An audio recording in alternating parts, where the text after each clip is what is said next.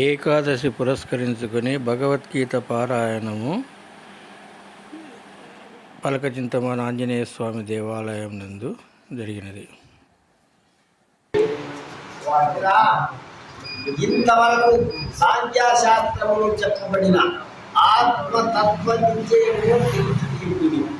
ఇక యోగ శాస్త్రమందలి కర్మయోగ సంబంధమైన వివేకమును తెలుపబోతున్నాను. ఆ దానిని ఎదిగినచో నీవు కర్మబంధము నుండి లెస్సగా విముక్తులవు కాగలరు. కాబట్టి శ్రద్ధతో చూడ దీనికి కూడా శ్రద్ధ ముఖ్యం. శ్రద్ధ లేకపోతే మనం ఎన్ని పనులు చేసినా కూడా శ్రద్ధ నవతే జ్ఞానం. శ్రద్ధ ఉన్నప్పుడే ఇక దేహాన్ని గురించి నీకు చెప్పినా ఏమిటి, ఆత్మనిత్యముల గురించి తెలిపి ఇంటిది. ఆత్మ ఎట్టిదో ఇక్కడ తెలుసుకున్నాం. ఇక ఆత్మని గురించి మనకు విషయాలలో తెలిసినాయి. కాబట్టి ఇప్పుడు నీకు ఇక అనేకము దాన్ని చెప్పబోతున్నాను.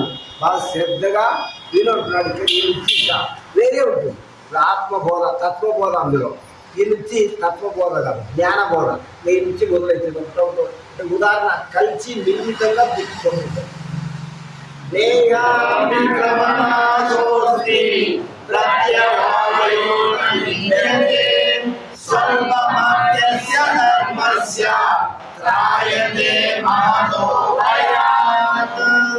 కర్మయోగము ప్రారంభింపబడినది నిష్ఫలం ఎన్నటికీ కానేరదు. కర్మఫలం నిష్ఫలం ఎన్నటికీ కానేరదు. పూర్తి అగుటకు ముందుగా ఏ కారణము చేతనైనను మధ్యలో నిలిచిపోయినను దోషము లేదు.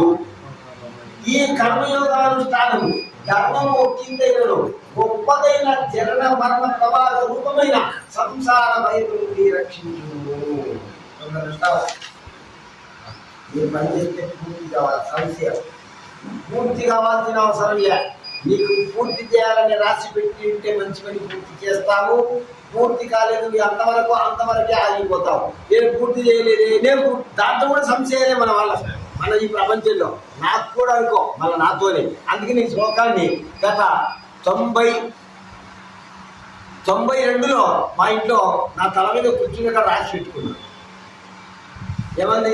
స్వల్పం అభ్యస్య ధర్మస్య త్రాయతో మహతో భయ. స్వల్పమైనటువంటి మంచి పని అంటే కొంచెమైనా మంచి పనిని చెయ్యి.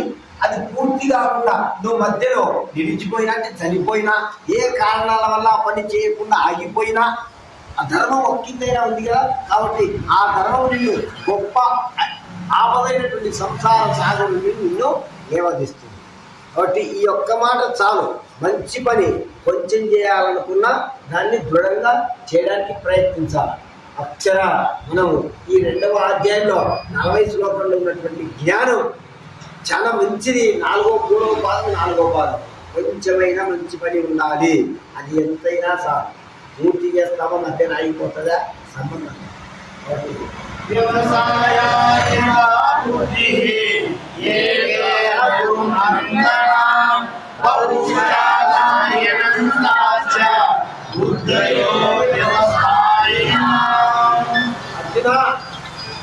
ఈ కర్మయోగానుష్ఠానము నిశ్చయంతో కూడిన బుద్ధి ఒక్కటియే. నిశ్చయము లేని వారుల యొక్క బుద్ధులు పలు విధములుగా అనంతములుగా ఉన్నవి. ఇదే ఇందాక చెప్పారు కదా, ఒకటే నాలుక పలు విధాలుగా మాట్లాడుతుంటది, ఒకటే మనస్సు పలు విధాలుగా అనుకుంటుంది. మనస్సు కూడా ఒకటే, అట్లా ఇట్లా అనుకోవడం మనసు, కానీ బుద్ధి ఒకటే. అది నిశ్చయించుకో ఒకటి అని చెప్తూ ఉంటుంది. కాబట్టి మనం కూడా అలా ఎందుకు మనం చేయలేము. ఆ బుద్ధి అనేది, ఈ జ్ఞానం అనేది ఎప్పుడు తడుతూ ఉంటుంది. అందుకనే కృష్ణ పరమాత్ముడు రచించినటువంటి విద్యా ప్రకాశానందగిరి స్వామి వారు, మీరు చదువు వచ్చినా చదవండి, చదవలేకపోయినా వినండి, ఒకవేళ చదవలేక వినలేక ఉన్నా ఆఖరుకు ఈ గీతా మకరందము దిండు సైకిలో అంటే తల దిండు లాగా బైండింగ్ చేసి పెట్టా.